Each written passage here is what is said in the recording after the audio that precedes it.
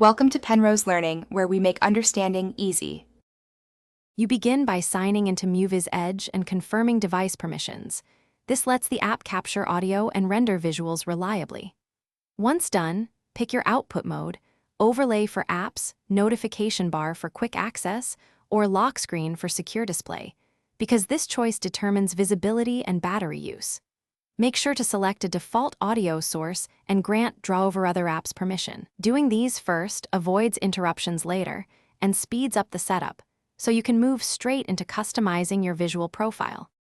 You now configure a visual profile to match your style and performance needs.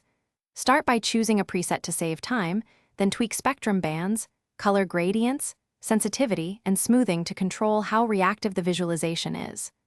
Once you set sensitivity, test with music or system audio and iterate. Small changes yield big differences. Next, assign scenes to specific apps or set global rules so visuals activate only where you want them. These detailed adjustments shape the final look and avoid unwanted battery drain. You finish by saving the profile and enabling auto start if you want visuals at boot.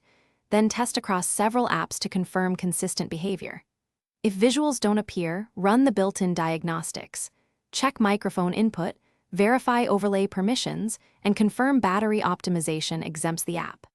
If problems persist, restart Muviz Edge and, if necessary, clear the app cache to reset temporary settings. One key tip: toggling Draw Over Other Apps off and back often resolves overlay conflicts quickly. Thanks for watching. If this was helpful, leave a like and consider subscribing. See you next time.